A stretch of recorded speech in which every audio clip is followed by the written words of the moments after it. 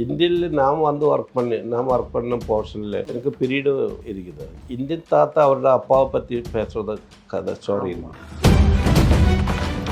Indian படத்தை பொறுத்து நான் சொல்ல போனால் டைரக்டர் என் மேலே ரொம்ப அன்பு வச்சிருக்குது, அதில் விசுவாசம் வச்சிருக்கு. ஒரு ஃப்ரேம் வச்சாச்சு கம்போஸ் பண்ணியாச்சுன்னா என்னை கூப்பிட்டு பார்க்க சொல்லி. அந்த படத்தில் பண்ணும்போது தான் கமல் சாரை நான் நேரடியாக உழைப்பை பார்க்குறது. அப்போ அவர் எப்படி மேக்கப்னு வந்து கலை உயிர் கொடுத்துருக்குதுன்னு அப்போ தான் நமக்கு தெரியும். அதுக்கப்புறம் தான் நானும் மேக்கப்பு ரொம்ப சீரியஸாக பார்த்துருந்தேன். இந்த தமிழ் இண்டஸ்ட்ரிக்கு இல்லை, இந்தியன் இண்டஸ்ட்ரிக்கு അതൊരു மிகப்பெரிய வேலைன்னு தெரிவிச்சது கமல் சார் ஆகும்.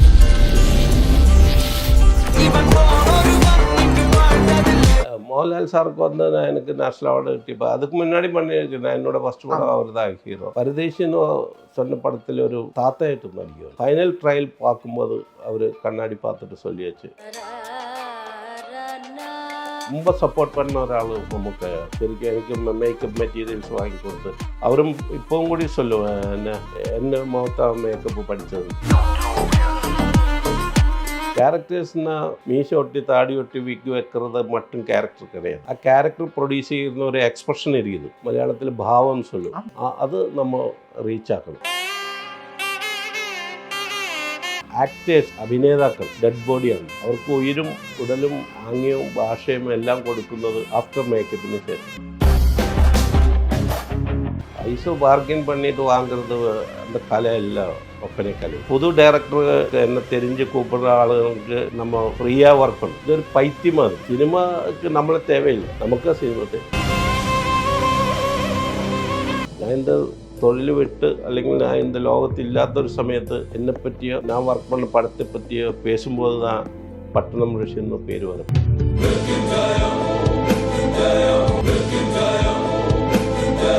Provoke presents action cut with சதீஷ்ல இன்னைக்கு நம்ம கூட யார் இருக்கா அப்படின்னா makeup artist Pattanam Rasheed sir தான் இருக்காங்க. சார் வணக்கம் சார், எப்படி இருக்கீங்க?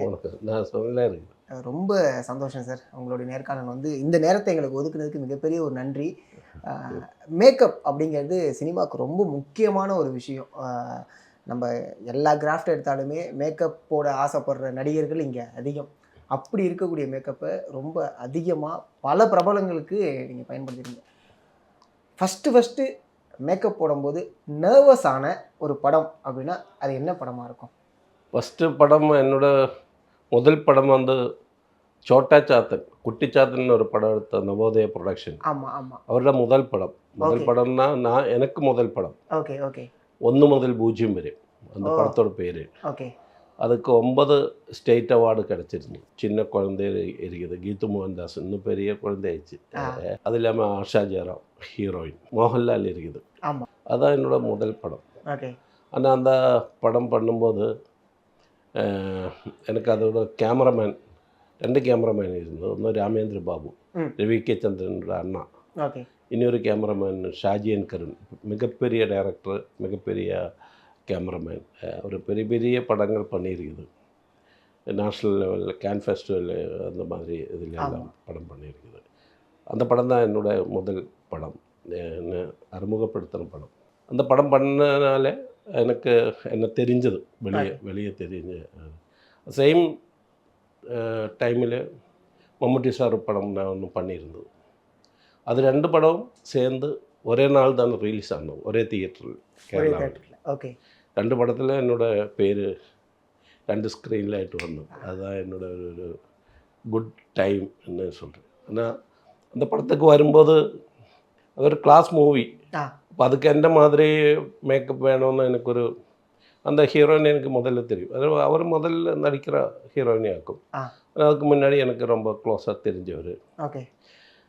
அதனால் எனக்கு அவ்வளோ நர்வஸ் இல்லை. அதனால் கூடி முதல் படம் இல்லையா, அது நம்ம ஆமாம் அது எப்படி பண்ணணும், என்ன மாதிரி பண்ணணும், அது ஒரு சேலஞ்சாக இருந்தது. இன்னும் அங்கே மேக்கப் பண்ணால் மேக்கப் போட்ட மாதிரி இருக்கக்கூடாது. அன்றைக்கி ஃபிலிமில் மேக்கப் பண்ணுறது, ஃபிலிம் தான் ரோல் பண்ணிகிட்டு இருந்தது. அப்போ அது ஒரு சேலஞ்சு படம் இருந்தது. அந்த படம் பண்ணும்போது நர்வஸ் இருந்திருக்கும். Super sir. ஏன்னா நீங்கள் சொன்ன ஒரு விஷயம் தான், மோகன்லால் சாருக்கு பல படங்களில் ஒர்க் பண்ணியிருக்கீங்க, மம்முட்டி சாருக்கு பல படங்களில் ஒர்க் பண்ணியிருக்கீங்க.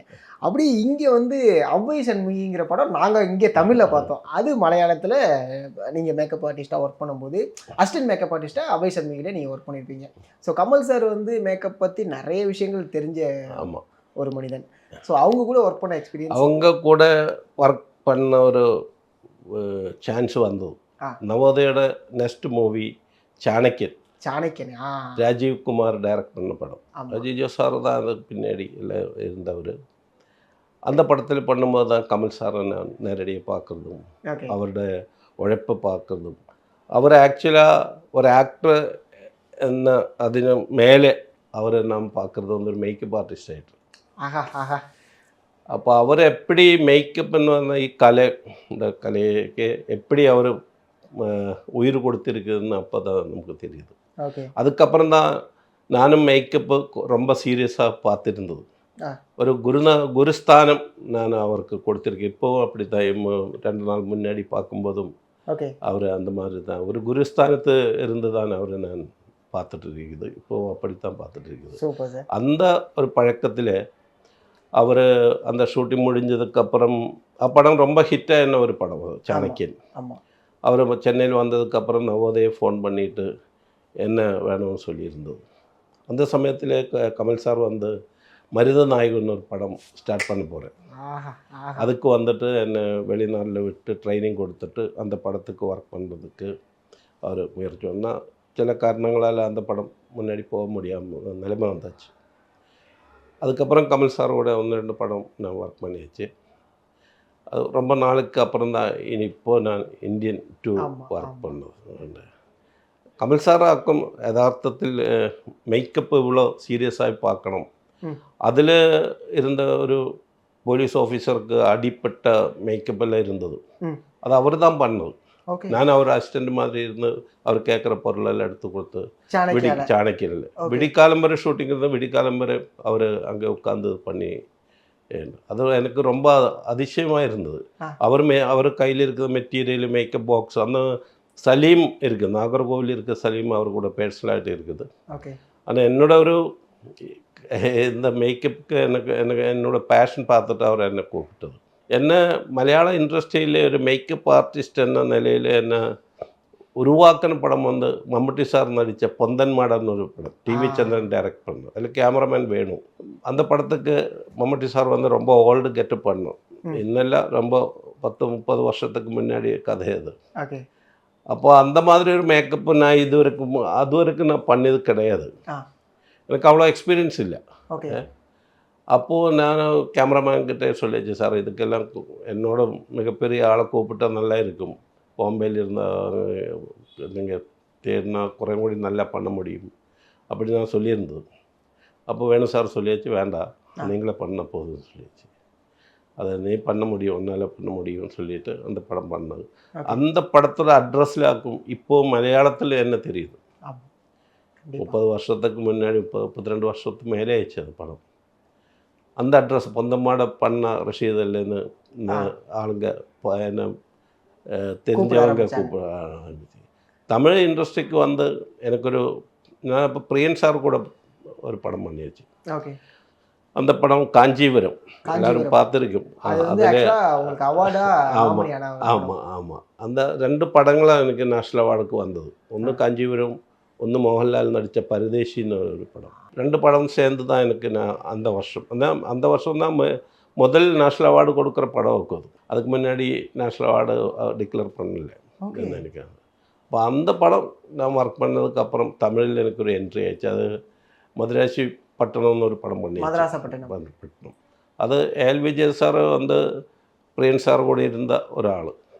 அதனால எனக்கு அந்த படத்துக்கு ஒரு வாய்ப்பு கிடைச்சது. மதுராசி பட்டணம் சூப்பர் ஹிட் ஆயிடுச்சு அன்னைக்கு. அதிலிருந்து என்ன நிறைய தமிழ் இண்டஸ்ட்ரிக்கு தெரியும். ஆனால் அதுக்கப்புறமா தமிழில் என்ன தெரிய வச்ச படம் வசந்த் பாலனோட காவிய. அதுக்கு ஆனந்த விகடன் அவார்டு அதெல்லாம் கிடைச்சது. State award, Tamil Nadu state award கிடைச்சது. விஜய் டிவி அவார்டு வந்தாச்சு படத்துக்கு. அப்போ அதுக்கப்புறம் நான் கொஞ்சம் ஒரு கிளாசிக்கல், நானே இப்போவும் ஒரு கிளாஸ் மூவி பண்ணுறதுக்கு தான் எனக்கு இன்ட்ரெஸ்ட் அதிகமாக இருக்குது. எதனால சார்? கொமர்ஷியல் படத்தோட ஜாஸ்தியாக ஆ, கிளாஸ் ஃபிலிம் ஒரு பண்ணுறோம். ஆர்ட் ஃபார்மாக ஆர்ட் இருக்கக்கூடிய ஃபார்மாக இருக்க படம் ஆ. அந்த மாதிரி நாங்கள் எங்கள் ஊரில் சின்ன பட்ஜெட் படங்கள் நிறைய இருக்குது. ஆ. அந்த மாதிரி இப்போ ஆஃப் பீட் ஃபிலிம்ஸ் ஓகே. அதெல்லாம் நம்ம பணம் எதிர்பார்க்காம ஒர்க் பண்ணுறது. ஆ, அதே டைரக்டரோட இன்னொரு படம் மம்முட்டி சார் நடித்த படம் டேனி சொல்லிட்டு படம் இருந்தது. அந்த படம் ஒர்க் பண்ணும்போது சின்ன பட்ஜெட் படம் சின்ன அமௌண்ட்டு தான் அதில் கிடைக்கும். அப்போ மம்முட்டி சார் சொல்லியாச்சு, எடா பணம் எல்லாம் நின்ன தேடி வரும்னு சொல்லியாச்சு. பணம் நீ இப்போ ஆசைப்பட வேண்டாம், ஓகே. பணம் ஒன்றை தேடி வரும். ம். அதுக்கப்புறம் நான் அதிலிருந்து நான் அவ்வளோ பணத்துக்காக சினிமா பண்ணுறது ரொம்ப ரயராகிட்டு தான். ஓகே. பெரிய படங்கள் பண்ணது புது டைரக்டர் என்ன மனசில் அவருக்கு என்ன தெரிஞ்சு கூப்பிடுற ஆளுங்களுக்கு நம்ம ஃப்ரீயாக ஒர்க் பண்ணணும். ஓகே. ஒரு பைசா வாங்காத. இப்போ என்னோட ஒரு க்ளோஸ் ஃப்ரெண்டாக சிம்புதேவன், ஆ, இரும்பு கோட்டை முருட்டு கோட்டை சிங்கம் சிங்கம். அந்த மாதிரி படங்கள் எல்லாம் என்ன பண்ணிடு அவர் ரொம்ப நெருங்கிய நம்ம. ஓகே. அப்போ அதனால் அவரெல்லாம் எப்போ கூப்பிட்டாலும் எந்த வேலை இருந்தாலும் நான் போய் ஒர்க் பண்ணி கொடுக்கும். ஓகே. அந்த மாதிரி ஃப்ரெண்ட்ஷிப்பு வசந்த் பாலன், வேல் விஜய், ஆ. அது மாதிரி ஒரு ஃப்ரெண்ட்ஷிப் இருக்குது. ம். அந்த ஃப்ரெண்ட்ஷிப்பினால நமக்கு ஒரு சான்ஸ் கிடைச்சா தானே. நம்ம எவ்வளோ திறமைசாலியாக இருந்தாலும் நம்மளை கூப்பிடணும் இல்லையா? கண்டிப்பாக சார். சினிமாவுக்கு நம்மளை தேவையில்லை, நமக்கு சினிமா தேவை. டெஃபினட்டாக. அப்போ நம்மளை தேடி வர படம் நம்ம வேண்டாம்னு ஆமாம். சொல்லக்கூடாது. அதனால நம்ம எப்படியாவது காசு இருந்தாலும் இல்லைன்னு போய் ஒர்க் பண்ணணும். அது நமக்கு ஒரு சான்ஸு கிடைக்கிறதாக்கும், நம்மளை கூப்பிட்டு ஒரு சான்ஸு கொடுக்குறதாக்கும். அப்படி பண்ணால் தான் நமக்கு எந்த மேடையில் நமக்கு பேச முடியும். இல்லைன்னா இல்லை, நீங்கள் சொன்னது எனக்கு ரொம்ப ஆச்சரியமாக இருக்குது. என்னென்னா எங்களுக்கு வந்து ஒரு மிகப்பெரிய பிரம்மாண்டமாக தான் நீங்கள் தெரியுறீங்க மேக்கப் உலகத்தில். அப்படிங்கும்போது நான் வந்து பணத்துக்காக நான் படம் பண்ண வரல. எனக்கு நான் இந்த சினிமாவை விரும்புகிறேன், இந்த கலையை விரும்புகிறேன் அப்படின்னு சொல்கிறது ரொம்ப ரொம்ப பெரிய ஆச்சரியம். அது என்ன தெரியுமா, நான் என்னோட ஒரு பாலிசி நான் சொல்கிறேன் அதுக்கு. இப்போ நம்ம ஒரு ப்ரொடியூசரை நம்மளை கூப்பிட்டு இல்லைங்க ஒரு டைரக்டர் இந்த படம் பண்ண சொல்லிவிட்டு நான் ஒரு சின்ன அமௌண்ட் பேசுகிறேன், இல்லை முடியாது எனக்கு இவ்வளோ கொடு, 10 லட்சம் கொடு, 15 லட்சம் கொடுன்னு சொல்லிட்டு அடம் பிடிச்சி நம்ம அந்த அமௌண்ட் வாங்கிட்டு அவர் நினச்ச அளவுக்கு நம்ம இந்த படத்தை கொண்டு வர முடியல, நம்மளோட ஒர்க்கு கொண்டு வர முடியலன்னா அந்த பணத்துக்கு வேல்யூ கிடையாது. கண்டிப்பாக சார். முதல்ல நம்ம அவுட்புட் என்ன, நம்ம என்ன பண்ண போகிறேன், அது நம்ம அவங்களுக்கு காமிச்சு கொடுக்கணும். ஆமாம் ஆமாம். அதுக்கப்புறம் நம்ம பேசலாம், பணம் வேணுங்க பைசா வேணும்னு கேட்கலாம். ஓகே. ஆனால் முதல்ல நம்மளோட அவுட்புட்டு அவங்களுக்கு தெரியணும் இல்லையா? ஆமாம். நம்ம என்ன பண்ண போகிறேன்னு அவங்களுக்கு தெரியாது. ஓகே. மேக்கப் ஆர்டிஸ்ட்னா மிகப்பெரிய ஒரு வேலை.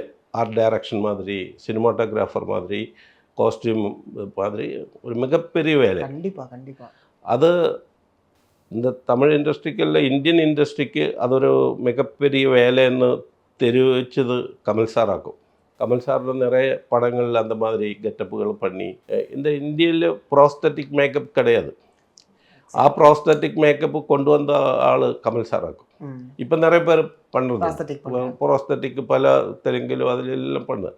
ஆனால் அதுக்கும் ஒரு ஸ்பேஸ் இருக்குது. இந்த மாதிரி நடிக்கிற ஆளுங்கள் அதுக்கப்புறம் தான் சில ஹீரோயிஸும் மிக்கவாറും എല്ലാ ഹീറോയിസും ഗെറ്റപ്പ് பண்ணி நடிக்கணும் எന്നുള്ളൊരു ஆசை வந்தது. ஓகே.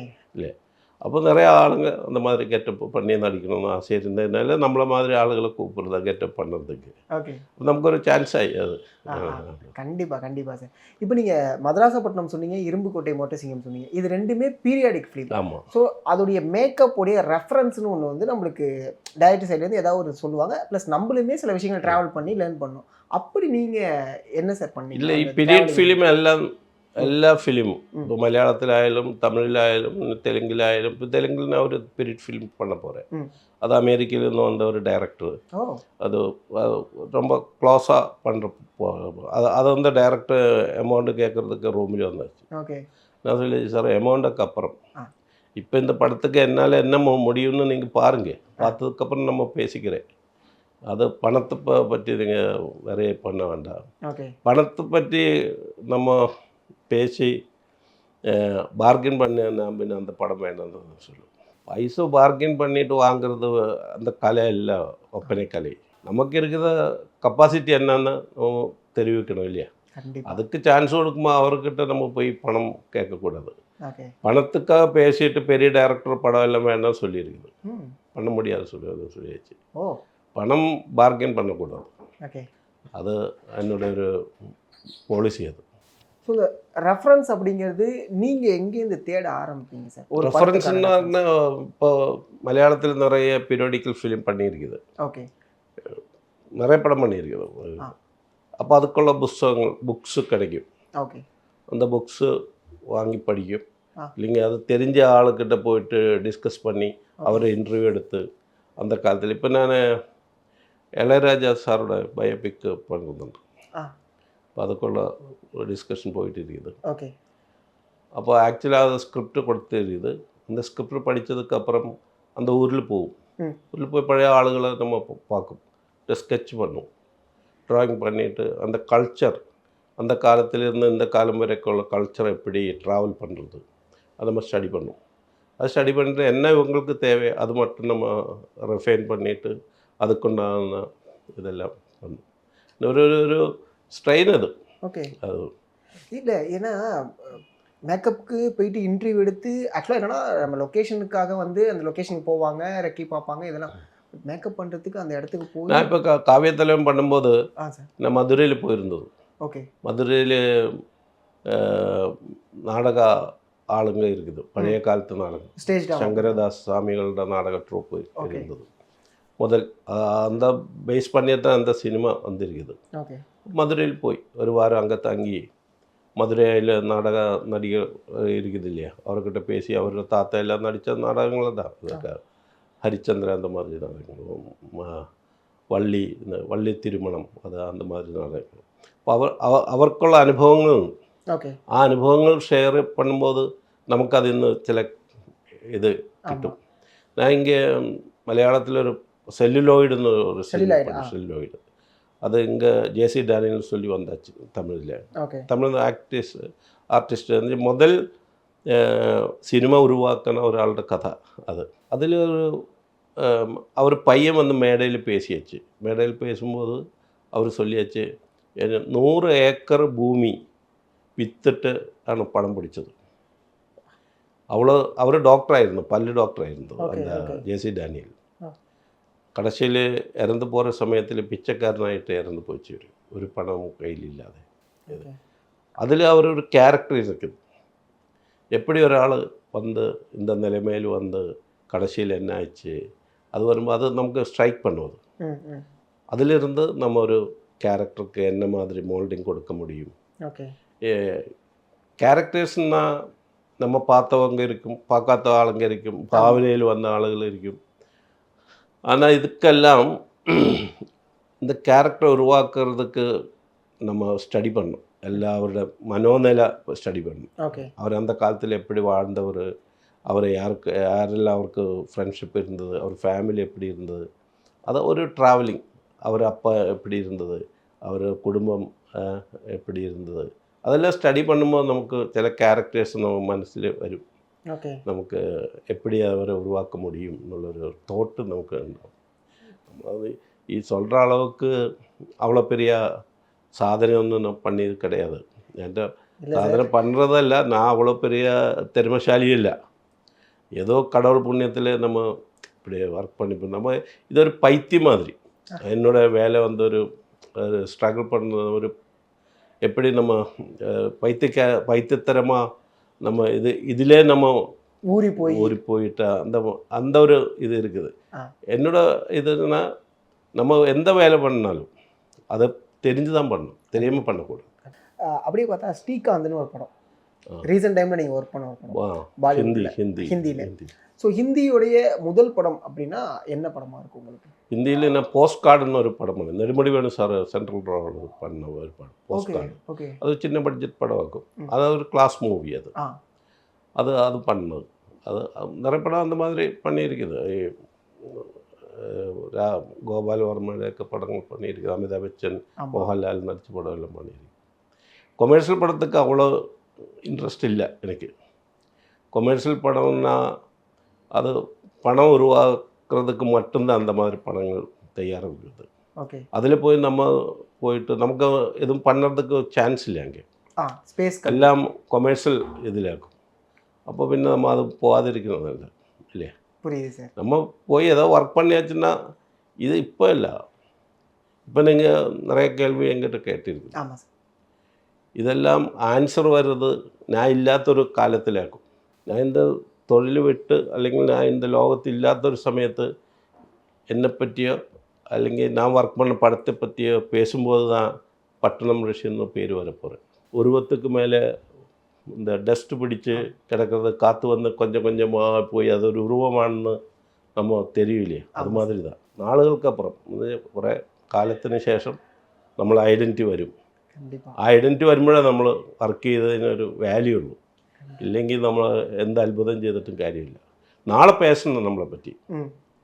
നാളേക്ക് പേശുമ്പോൾ നമ്മൾ തെരിയും പട്ടണർഷിൻ്റെ മകനാണത്, അല്ലെങ്കിൽ പട്ടണർഷിൻ്റെ മരുമകൻ குழந்தை ஆக்கும் அது சொல்லும்போது தான் நமக்கு ஒரு வேல்யூ உண்டாகும். கண்டிப்பாக. இந்த வெறி எங்கேருந்து சார் வந்துச்சு இந்த அளவுக்கு ஒரு? நான் தியேட்டர் ஆர்டிஸ்ட். நான் சினிமையில் ஸ்ட்ரைட்டாக வந்து பண்ண ஆள் கிடையாது. ஓகே. நான் தியேட்டரில் இருந்து நான் ட்ராமாவில் நடிச்சிருக்குது, செட் ஒர்க் பண்ணியிருக்கு, சவுண்ட் ஒர்க் பண்ணியிருக்கு, மியூசிக் பண்ணியிருக்குது, ஸ்கிரிப்டிங் பண்ணியிருக்குது. அந்த மாதிரி ஸ்டேஜில் இருந்து வந்த ஆள். என் ஃபேமிலி அப்படி தான். என் ஃபாதர் வந்து பெரிய ஒரு கலைஞர், அது மியூசிக்கில் பெரிய ஆளாக இருந்து கொச்சினில் முதல் மியூசிக் ட்ரூப் உருவாக்குனவர். இருந்த சம்பாதியம் எல்லாம் விற்று மியூசிக் ட்ரூப் ഉണ്ടാക്കണം. அந்த ஃபேமிலியிலிருந்து வந்தது.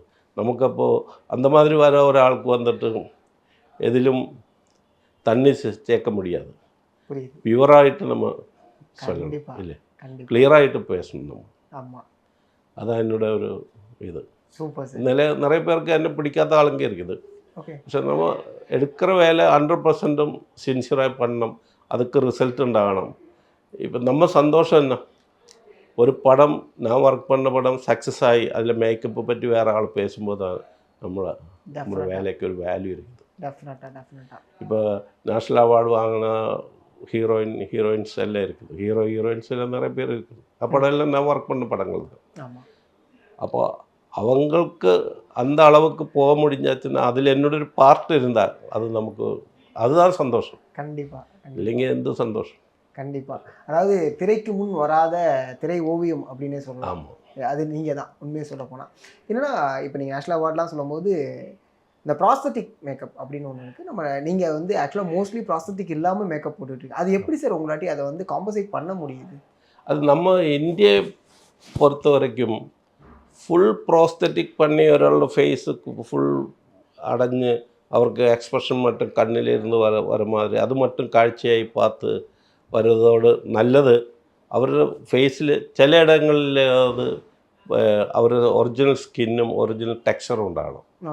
അപ്പോൾ അതിന് കുറേ കൂടി റിയാലിറ്റിயாக பார்க்க முடியும், நேச்சுரலாக பார்க்க முடியும். ஃபுல் ப்ராஸ்தட்டிக் பண்ணுறதோட அது குறைச்சி பெட்டரான்னு எனக்கு தோணியிருது. அதனால என்னோடய ஒர்க்கெல்லாம் நான் அப்படி தான் கிளப் பண்ணி போகிறது. ஓகே.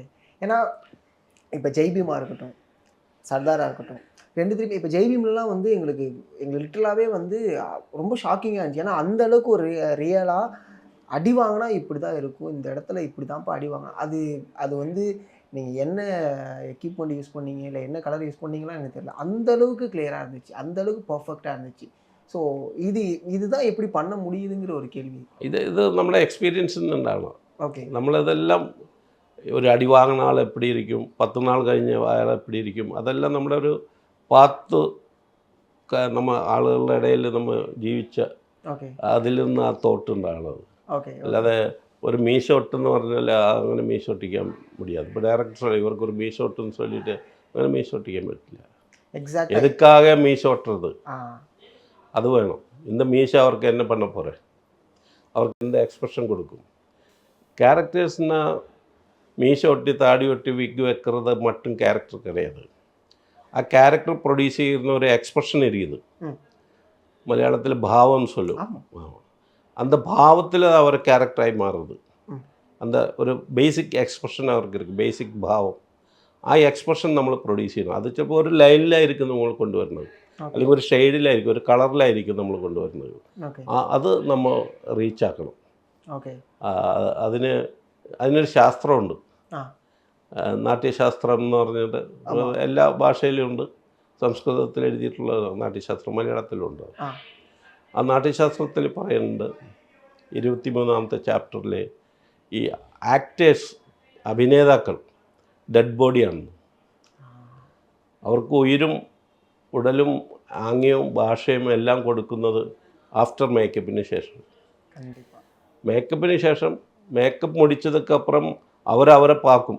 കണ്ണാടിയിൽ പാക്കുമ്പോൾ അവർക്ക് വ്യത്യസ്തമായ ഒരു അനുഭവം അവർക്കുണ്ടാവും. ഒരു എക്സ്പ്രഷൻ അവർ தெரியாமலே അവർ ഉള്ളിലിരുന്ന് പ്രൊഡ്യൂസ് பண்ணுவார். അത് பண்ணுறதுக்கு നമ്മൾ ഈ മേക്കപ്പ് ആർട്ടിസ്റ്റ് ഒരു ഡയറക്ടർ മാതിരിയല്ല. ഒരു ഡയറക്ടർ ഒരു പടം ഡയറക്റ്റ് பண்ணும்போது ഒരു ക്യാരക്ടറെ எப்படி വേണമെന്ന് അവർക്ക് எப்படி இருக்கும் இந்த கேரக்டர்னு அவருக்கு தெரியாது. ஓகே. ஸ்கிரிப்ட் ரைட்டருக்கு தெரியாது, கேமராமேனுக்கு தெரியாது, മറ്റേ ആർക്കും தெரியாது. தெரிஞ்ச ഒരാൾ ഈ മേക്കപ്പ് മാൻ மட்டுമായിരിക്കും. അവരുടെ ഉള്ളിലാണ് ഈ ക്യാരക്ടർ ഉരുവാകുന്നത്. അവർക്ക് ഇന്ന മാതിരി മീശ വെക്കലാമാ, അവരുടെ ഫേസിൽ കളർ തന്നെ பண்ணണം, അതെല്ലാം അവരുടെ ക്രിയേഷൻ അവർ തന്നെ ഡെവലപ്പ് ചെയ്തുകൊണ്ടിരിക്കും. ആ ക്രാഫ്റ്റാണ് നമ്മൾ പ്രൊഡ്യൂസ് ചെയ്യുന്നത്. അപ്പോൾ അതിൽ ചിലപ്പോൾ ഏറ്റക്കുറച്ചിലുണ്ടാവും. നമ്മൾ കുറച്ച് റെഡ്യൂസ് ചെയ്യണം, അല്ലെങ്കിൽ മീശ മാറ്റി വേറെ മീശ വെക്കണം. നമ്മൾ ഷൂട്ടിംഗ് സമയത്ത് നമ്മൾ ഫസ്റ്റ് മേക്കപ്പ് ചെയ്യുമ്പോൾ യൂണിറ്റ് ആളുങ്ക വരെ ഇരിക്കും, നമ്മൾ தெரிஞ்சவங்க இல்லை. அவரை கூடி நான் கேட்கும் எப்படி இருக்குது. അവർക്കെല്ലാം ഒന്നൊന്നോ சொல்கிறதுக்கு சான்ஸ் இருக்குது. അവർ വെറും കാഴ്ചക്കാർ മറ്റും பார்க்குற ആളുങ്ക മറ്റും. അപ്പോൾ അവർക്കൊരു ഡിഫക്റ്റ് എന്താ തിരിയുന്ന അവർ നമുക്കിടെ അത് ശരിയായില്ല കേട്ടോ, വിഗ് അറിയുന്നുണ്ട് എന്ന് പറയും. അത് നമുക്ക് കറക്റ്റ് பண்ணணும். കണ്ടിപ്പാ അതിൽ നമ്മൾ എല്ലാം 100% നമ്മൾ ആരുമല്ല. നമ്മൾ അവരെ പോലെ ഒരു തൊഴിലാളി മാത്രമുള്ളൂ. പക്ഷേ നമ്മളുടെ ക്രാഫ്റ്റ് വേറെ. അപ്പോൾ ആ ക്രാഫ്റ്റിലേക്ക് നമ്മളെ കൊണ്ടുവരാനായിട്ട് നമ്മൾ സ്റ്റഡി ചെയ്യണം, പഠിക്കണം. നമ്മൾ ഇത് എന്തിനാണ് ഇത് ചെയ്യണത്. ഇപ്പോൾ ഒരു ആക്ടർ വന്നിട്ട് നമ്മൾ പറയും ചന്ദനോട് പറയും, ചന്ദനം കോവിൽ വിഭൂതി சந்தனம் போட சொல்கிறோம். எதுக்கு சந்தனம் போடுறோம்? இவர் யாருன்னு நமக்கு தெரியாமல் சந்தனம் போட பிடிக்குமா? അപ്പോൾ അവരെ പഠിക്കണം. അവർ யார், അമ്പലത്തിൽ പൂജാരിയാണോ അല്ലെങ്കിൽ വേറെ ആരെങ്കിലും ആണോ, നമ്മൾ പഠിക്കണം. അവർ കണ്ടിപ്പാ അവർക്ക് എതിനാലും അവർ അത് பண்ணணும்னு சொல்கிறேன், அது நம்ம ஸ்டடி பண்ணணும். முதல்லெல்லாம் மேக்கப்னா ஒன்றா இருந்தது. அதில் காஸ்ட்யூம் தனி, ஹேர் ட்ரெஸ்ஸிங் தனி, அப்படி கிடையாது. மேக்கப்னா எல்லாம் சேர்ந்து தான் மேக்கப். അപ്പോൾ പെർഫെക്റ്റ് കോസ്റ്റ്യൂമും പെർഫെക്റ്റ് മേക്കപ്പും വന്നാൽ അയാൾ പെർഫെക്റ്റ് ആക്ടറായിട്ട് മാറും. എപ്പോഴും ഒരു ആക്ടർ ഫെയിലിയർ ആവുന്നത് അതിന് മുഖ്യ കാരണം ഈ നല്ല ഉടയാടകളില്ലാതെ വരുമ്പോഴാണ്. അവർക്ക് അവരെ വിശ്വസിക്കാൻ പറ്റുന്നു. ഞാൻ എന്നെ നമ്പണം, ഇത് കണ്ണാടിയിൽ പാത്തതുക്കപ്പുറം ഞാൻ ഇന്ന ആളാക്കും എന്ന് ഞാൻ பார்க்குമ്പോൾ സർദാർ എന്ന് അവർക്കേ തോന്നണം. അവർക്ക് തോന്നില്ല, അവർക്ക് നടിക്കാൻ முடியாது. அந்த ഫീല് നമ്മൾ കൊടുക്കണം. അവർക്ക് ഉൾവാങ്ങുறதுക്കുള്ള ഫീൽ നമ്മൾ കൊടുക്കണം. അതൊരു ലൈനിലായിരിക്കും, അല്ലെങ്കിൽ ഒരു ഷെയ്ഡിങ്ങിലായിരിക്കും, അത് ചിന്ന ഇതിലായിരിക്കും. പക്ഷെ അത് നമ്മൾ ക്രിയേറ്റ് பண்ணணும். இப்போ 2 விஷயம் இருக்குது சார். அதாவது மேக்கப் ஆர்டிஸ்ட்னு சொல்கிறாங்க, கீ மேக்கப் ஆர்டிஸ்ட்னு சொல்கிறாங்க. இது என்ன வித்தியாசம்? மேக்கப் ஆர்டிஸ்ட்னா இப்போ அந்த assistant makeup artist. Okay. Key makeup ஆர்டிஸ்ட்னா இவருக்கு என்ன லுக்கு டிசைன் பண்ணுற ஆள் தான் கீ மேக்கப் ஆர்டிஸ்ட். ஓகே. അവർ എല്ലാ നാളും பண்ண വേണ്ടതില്ല. അവർ ലുക്ക് ഫൈനലൈസ് ചെയ്ത് ഇവർ ആക്ടർ ആയിക്കഴിഞ്ഞാൽ പിന്നെ പ്രാക്ടീസായി അവർക്ക് பண்ண முடியும். അപ്പോൾ நம்ம கிரியேஷன் வந்து மேக்கப் ஆர்டிஸ்ட்டுக்கு உள்ளே தான் நடக்குது. வெளியே இருக்கிற ஆட்கள் நம்ம அசிஸ்டண்ட்டுக்கு தெரியாது, இவர் என்ன ஃபீல் கொடுக்க போகிறேன்னு தெரியாது. அந்த ஃபீல் கொடுக்கறது ஒரு கலை. அது ஒரு மேக்கப் ஆர்டிஸ்ட்டாக நான் சினிமாக்குள்ளே வரணும்னு ஆசைப்பட்றேன். அப்படிங்கும்போது நான் என்னென்னலாம் கற்றுக்கணும்? അവർ ലോകത്തുള്ള എല്ലാ സിനിമകളെ പറ്റിയും മേക്കപ്പை பற்றி அவர் ஸ்டடி பண்ணியிருக்கணும். ഇപ്പോൾ நிறைய அகாடமி, நானே அகாடமி வச்சிருக்குது. 13 வருஷமாയിട്ട് என்ன அகாடமி ரன் பண்ணிட்டு இருக்குது. എൻ്റെ അക്കാഡമിയിൽ പഠിച്ച സ്റ്റുഡൻസ് தான் நம்ம ഇവിടെ വർക്ക് பண்ணுவாங்க. അപ്പോൾ നമുക്ക് ന്യൂ ആയിട്ട് പുതുസായിട്ട് അവങ്ങൾക്ക് சொல்லிக் கொடுக்க முடியும். டெக்னாலஜி மாறி இப்போ முதல்ல நம்ம பிளாக் அண்ட் ஒயிட் ஃபிலிமில் யூஸ் பண்ண பொருள் இன்றைக்கி தேவையில்லை. இன்றைக்கி ഡിജിറ്റൽ ഫോർമാറ്റിലുള്ള മെറ്റീരിയൽസ് தேவை. അപ്പോൾ ആ നോളേജ് അവർക്ക് ഉണ്ടാകണം. അപ്പോൾ ഒരു അക്കാഡമിക് വിഷൻ ഉള്ളവർക്ക് മാത്രമേ നല്ല മേക്കപ്പ് ആർട്ടിസ്റ്റ് ആകാൻ പറ്റുള്ളൂ, അല്ലാത്തവർക്ക് ആകാൻ പറ്റില്ല. ஓகே. ஏன்னா இப்போ நீங்கள் சொன்னீங்க சார், இப்போ நம்ம வந்து பீரியாடிக் ஃபிலிமுங்கிறதெல்லாம் தாண்டி வனமகன் படம் நீங்கள் பண்ணுறீங்க. ஆமாம். அது வந்து ஃபுல் அண்ட் ஃபுல் ஃபாரஸ்ட் ஏரியாவில் இருக்கக்கூடியது. ஸோ இது வந்து எங்கள் ஆடியன்ஸாக எங்கள் மனசில் எப்படி இருக்குன்னா, ஃபாரஸ்ட்டில் இருக்கக்கூடிய ஒரு பையனா இலையை கட்டிப்பாங்க. ஸோ இங்கே ஒரு இலை வச்சுப்பாங்க. ஸோ மோஸ்ட்லி அந்த ஃபாரஸ்ட்டில் இருக்கக்கூடிய லீவ்ஸை வச்சு கவர் பண்ணக்கூடிய ஒரு பர்சன். இது வந்து காமனாக எங்கள் மைண்டில் இருக்கக்கூடிய ஒரு விஷயம். உங்களுக்கு எப்படி தோணும் அந்த ஒரு கேரக்டர் ஃபஸ்ட்டு? நம்ம என்ன பண்ணுறது, அந்த மாதிரி സിറ്റുവേഷനിൽ ഒരു സ്ഥിരം ഇപ്പോൾ ഒരു ആദിവാസി മൂപ്പൻ അല്ലെങ്കിൽ ഒരു സ്ഥിരം മേക്കപ്പ് ഇല്ല, ആ മേക്കപ്പ് നമ്മൾ பண்ண மாட்டேன். ஓகே. എല്ലാവരും നിറയെ വട്ടി പാത്ത് ചളിച്ചു പോയ ഒരു ഫിഗർ കൊണ്ടുവരേണ്ട தேவையில்லை. ന്യൂ ആയിട്ട് നമുക്ക് അതിലിരുന്നിട്ട് നമുക്ക് എന്നെ பண்ண முடியும். ആ വ്യത്യാസം നമ്മൾ കാമിക്കണം അതിൽ. ഓക്കെ.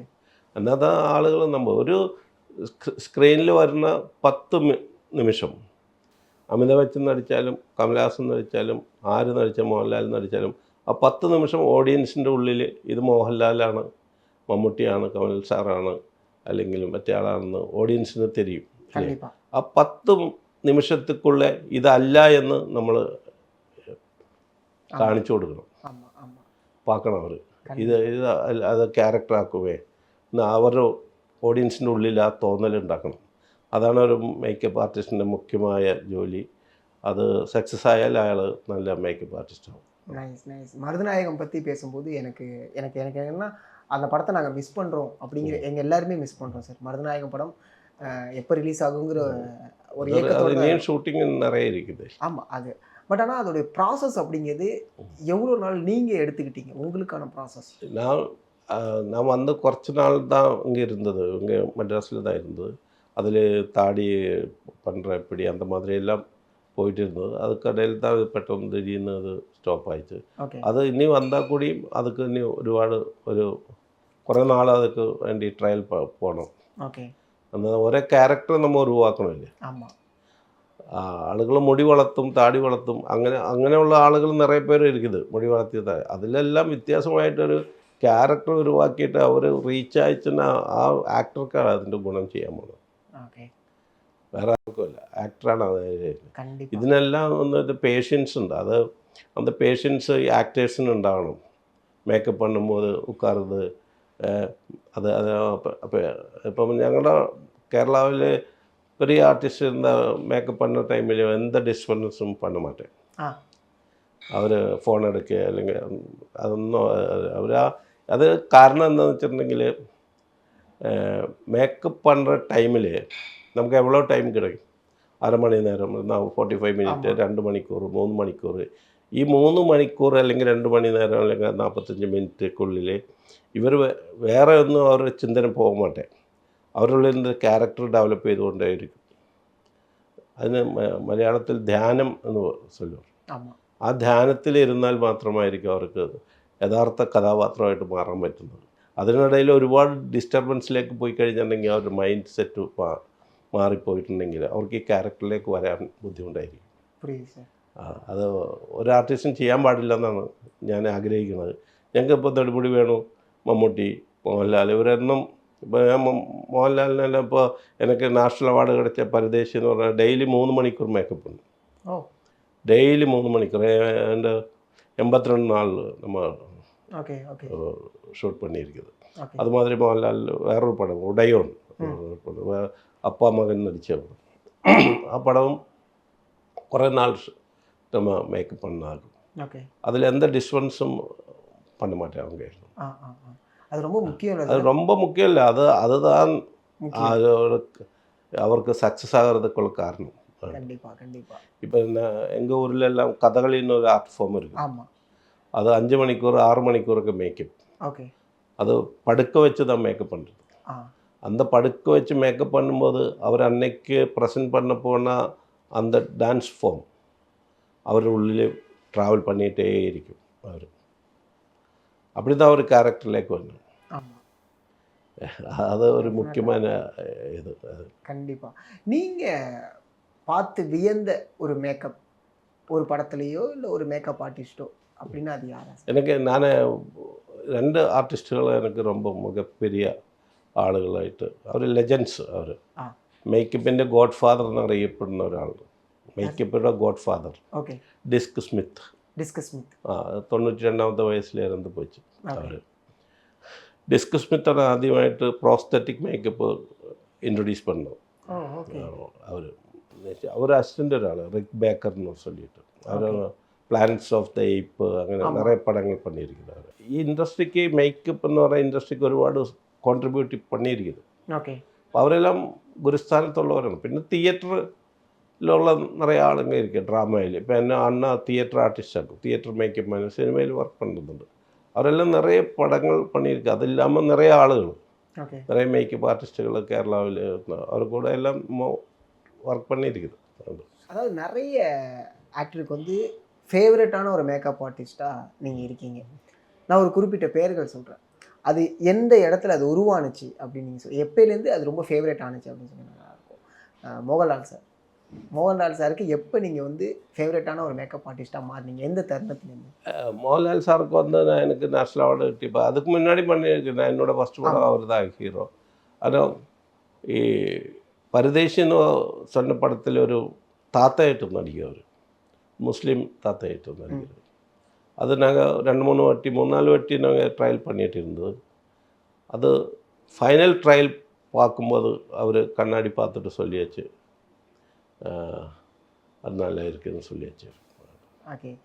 அப்படியே மம்முக்கா சார், மம்முக்கா சாருக்கு பொந்தமாடா பொந்தமாடா பொந்தமாடா ஃபினிஷ் பண்ணதுக்கப்புறம் அது வரைக்கும் அவர் கண்ணாடி பார்த்ததில்லை. ஓகே. கண்ணாடி பார்க்காம சும்மா வெளியே தானே உட்காந்து, ஒன்றும் மேக்கப் பண்ணுறதுக்கு மேக்கப் செய்யறோ மிரரோ கண்ணாடி ஒன்றும் கிடையாது, லைட்ஸ் ஒன்றும் கிடையாது. ஒரு வீட்டு வாசலில் வெளியே தான் பண்ணது. மேக்கப் முடித்த டைம் எடுத்தது, ஃபுல் டேன் பண்ணோம். அந்த இதோட சின்ன வயசாக இருக்கும் மம்முட்டி சாருக்கு.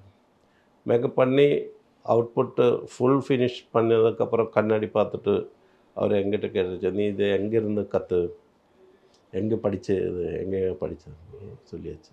ஓகே. ஸோ அது அந்த தருணம். ஆமாம். அப்போ என்ன ரொம்ப സപ്പോർട്ട് பண்ண ഒരാൾ മമ്മൂക്കയാക്കും, മമ്മൂട്ടി സാറാക്കും.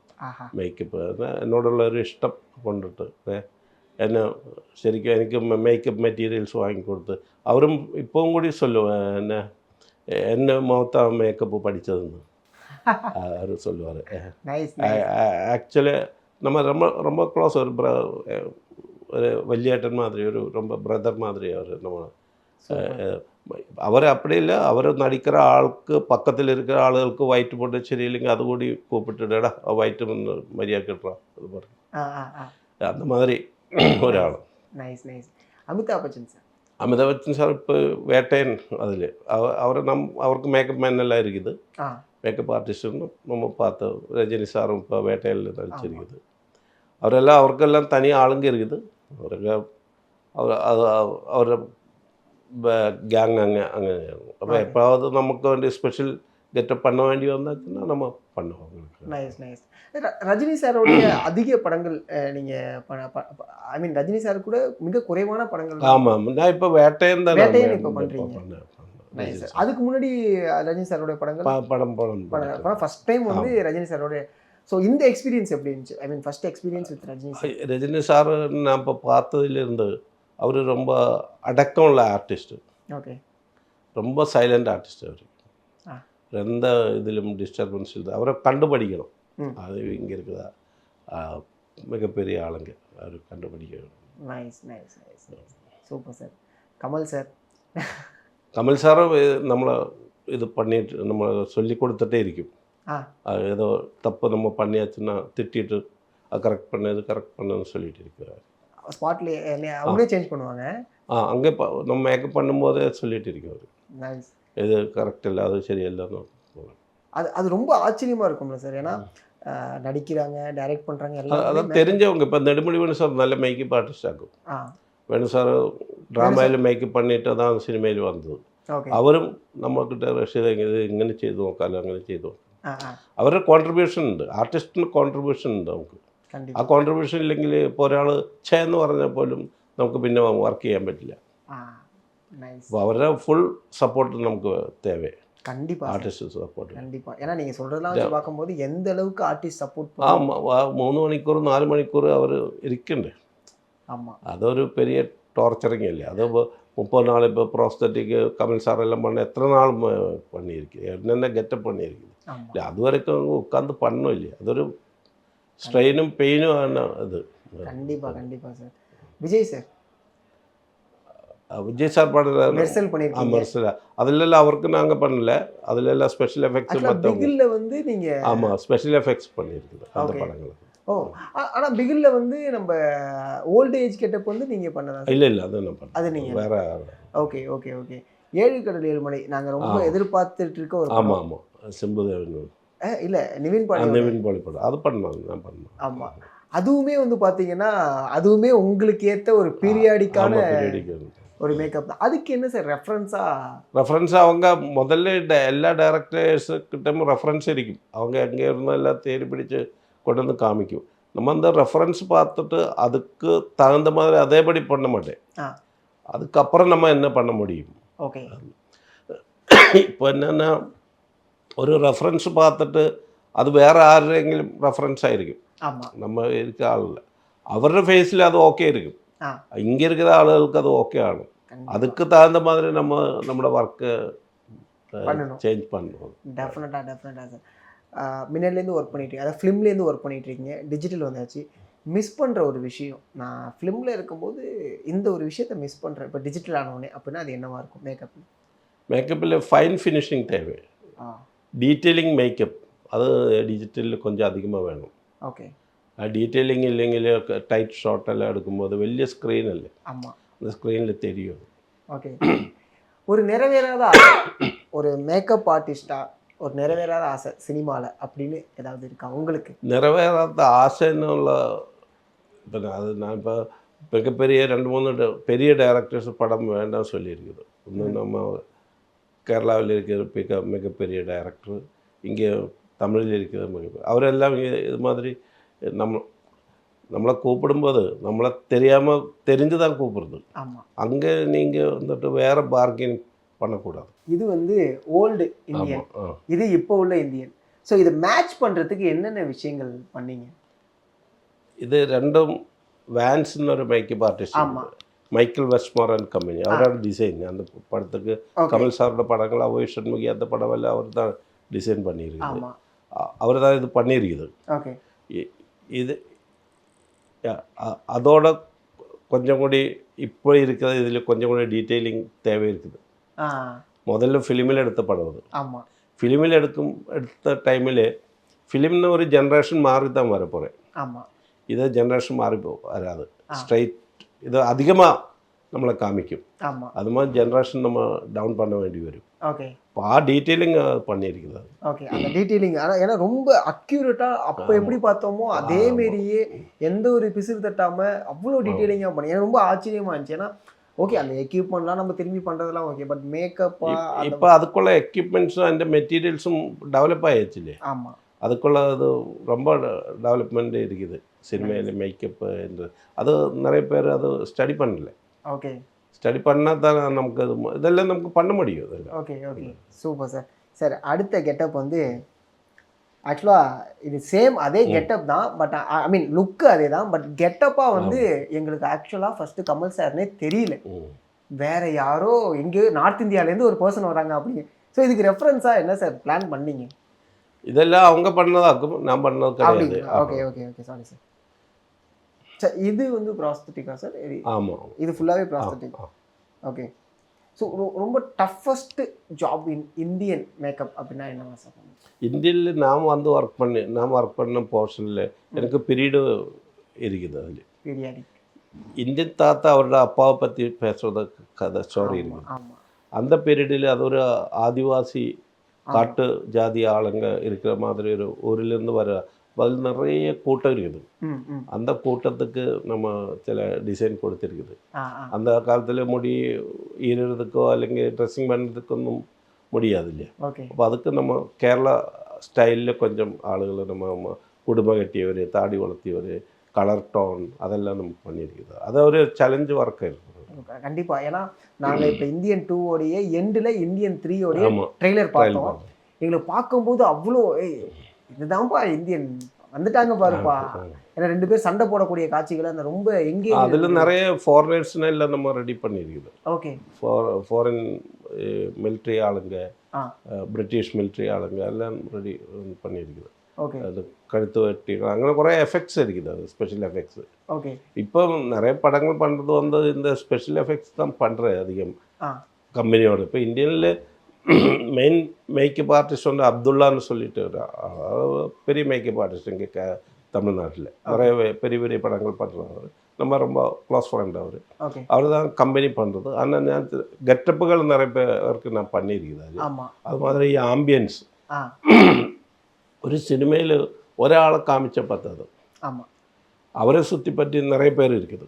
அந்த ஆம்பியன்ஸ் தான் இது சினிமா ட்ராவல் பண்ணுறது. கண்டிப்பா. கதை அதிலൂടെ போகணும். மெயின் ஆள் இருந்தால் கூடி ஸ்டோറി ടെല്ലിങ് ആ വഴിയിലേ പോകും. ஆமா. അപ്പോൾ அந்த ஆம்பியன்ஸ் ശരിയല്ലെങ്കിൽ പടം ഫെയിലിയർ ആയി പോകും. டெஃபினட்டா சார், டெஃபினட்டா. അപ്പോൾ ആ ആംബിയൻസാണ് നമ്മൾ ആദ്യം ഞാൻ എപ്പോഴും ഞാൻ பார்க்குறது வந்து மெயின் ஹீரோயோட டீட்டெயிலிங் அல்ல, ஹீரோட பக்கத்தில் இருக்கிற ஆளுகளுக்கு எவ்வளோ டீட்டெயிலிங் கொடுக்க முடியும். அந்த ஆளுகளை நம்ப முடிஞ்சாச்சுன்னா இந்த ஹீரோயை நம்பும். கண்டிப்பாக நம்புன்னா விஸ்வசிக்கணும். ஆமாம். இவர் இப்படி இன்னும் விஸ்வசிக்கணும். பேக்ரவுண்டில் இருக்கிற ஆளுகள் 100% பர்ஃபெக்டாக இருக்கணும். அவர் பர்ஃபெக்டாக இருந்தால் கட்டாயமாக இந்த ஹீரோயும் அவர் அந்த கேட்டகரியில் அவர் பார்க்குவார். ஓகே. ஏன்னா இப்போ நீங்கள் சொன்ன ஒரு விஷயம் எனக்கு ரொம்ப ஷாக்கிங்கானது. அது இந்தியன் அப்படிங்கிறது அது வந்து 1947 நடக்கக்கூடிய ஒரு கதை.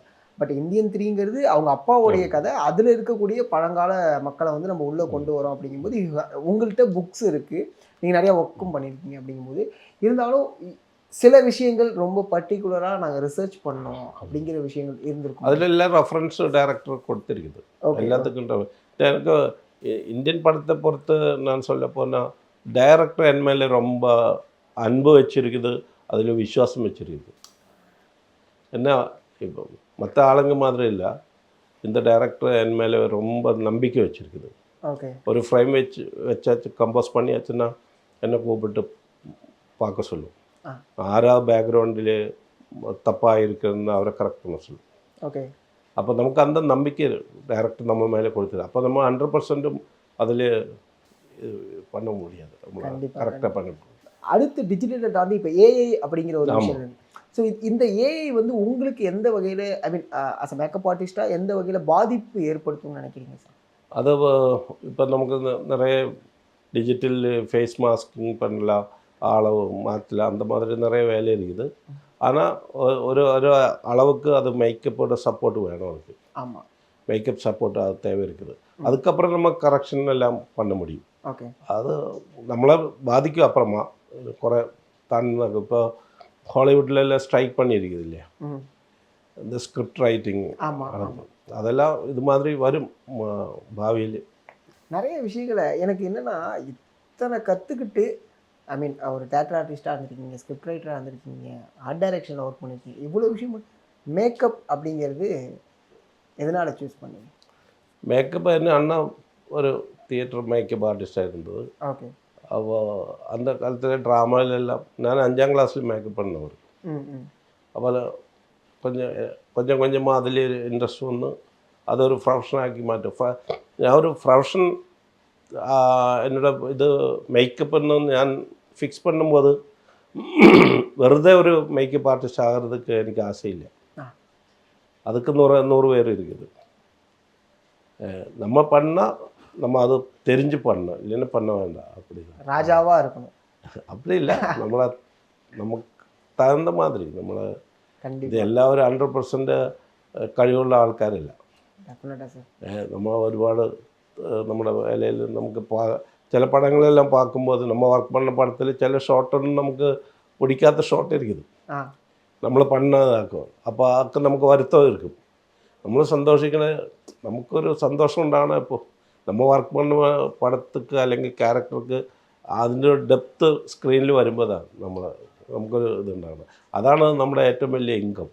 ஓகே. ஓகே. നമ്മുടെ സമ്പത്ത് എന്ന് പറഞ്ഞാൽ അതാണ്. கண்டிப்பாக கண்டிப்பாக. அடுத்தடுத்து என்ன ப்ராஜெக்ட்ஸ்? ஏன்னா சங்கர் சார் கூட அடுத்த படமும் ஆமாம் தானே பண்ணேன். தெலுங்கில் கேம் சேஞ்சர். Game changer. இன்னும் அதுக்கப்புறம் வர படம் என்கிட்ட சொல்லியிருக்கேன் சார். Okay okay. அது பெரிய ப்ராசஸ். அடுத்து என்ன சார் பண்ண போகிறீங்க? அடுத்து நீங்கள் பண்ண விரும்புவது என்ன? இப்போ நான் சர்தார் 2ൻ്റെ இன்னைக்கு லுக் டெஸ்ட் நடந்தது. ഇളയരാജ സാർ പടം നടക്കുന്നത്. പിന്നെ തെലുങ്കിലെ സമുദ്രക്കനി ദുൽഖർ പടം വന്നത്. அந்த மாதிரி படம் உண்டு. ஃபிலிம் வைஸில் அடுத்தடுத்து சொல்லிட்டீங்க. இன் லைஃப்பில் இப்போ நீங்கள் ஆக்சுவலாக அகாடமி ஸ்டார்ட் பண்ணியாச்சு, அடுத்து என்ன பிளானிங்கில் இருக்கீங்க? இப்போ அதுக்கப்புறம் நான் இந்தியயில் அது மாதிரி ஒரு அட்டம்ப்ட் யாரும் நடந்தது கிடையாது. 2013 2014 സീനിയർ ഫെലോഷിപ്പ് കിടച്ചത് എനിക്ക് കേരള ഗവൺമെൻറ്റിൻ്റെ. ഓക്കെ.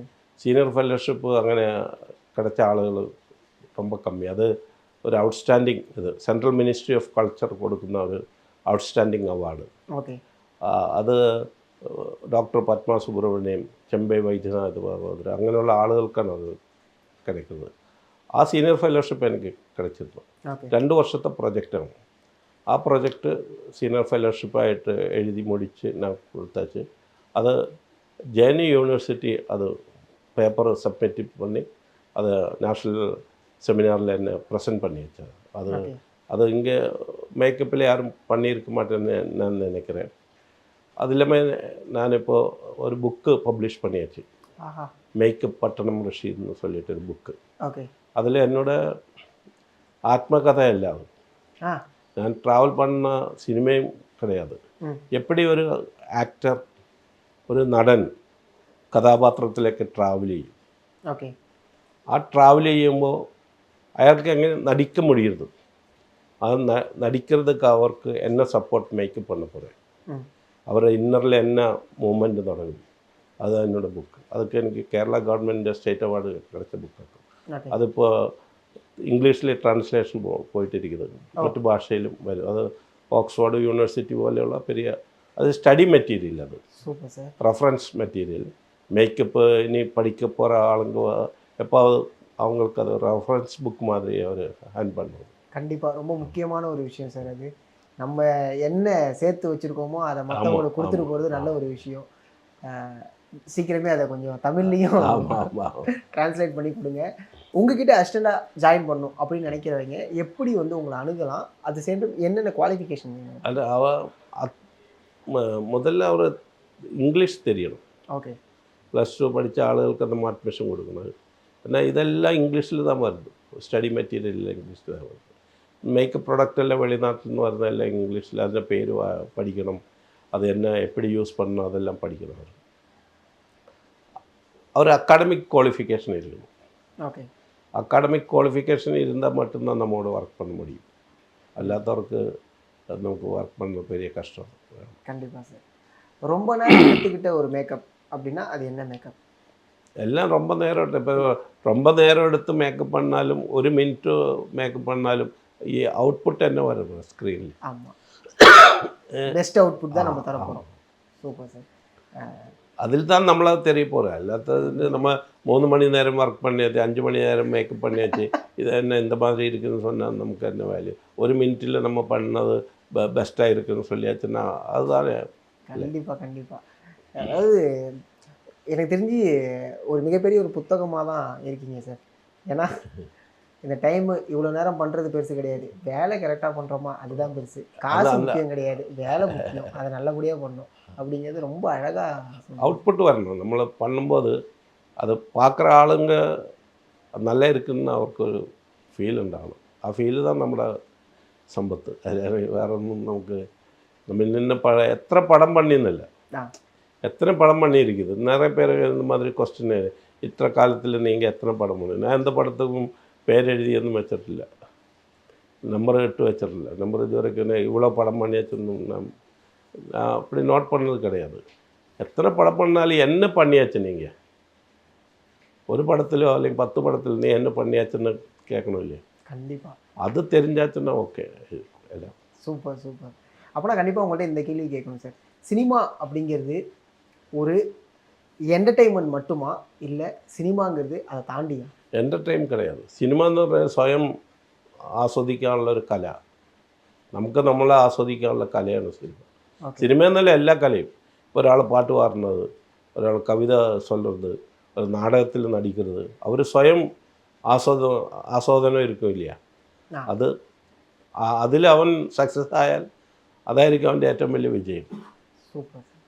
ரொம்ப ரொம்ப ரொம்ப நன்றி சார். உங்களுடைய இவ்வளோ ஒரு பெரிய நேரத்தை எங்களுக்கு ஒதுக்குனதுக்கு மிகப்பெரிய ஒரு நன்றி. நான் உங்களை ஒருவேளை டிஸ்டர்ப் பண்ணியாச்சு. வரேன்னு சொல்லிட்டு வர முடியாது. ஐயோ அதெல்லாம் ஒன்றும் பிரச்சனை இல்லை சார். அப்பயுமே நீங்கள் ஒர்க்கில் தான் சார் இருந்தீங்க. நாங்கள் தான் உங்களை டிஸ்டர்ப் பண்ணிட்டோம். ரொம்ப நன்றி சார் உங்களோட டைம் எங்களுக்கு ஒதுக்குனதுக்கு. Thank you so much sir. இன்னும் நிறைய விஷயங்கள் பண்ணுங்கள், நிறைய கற்றுக் கொடுங்க. நன்றி.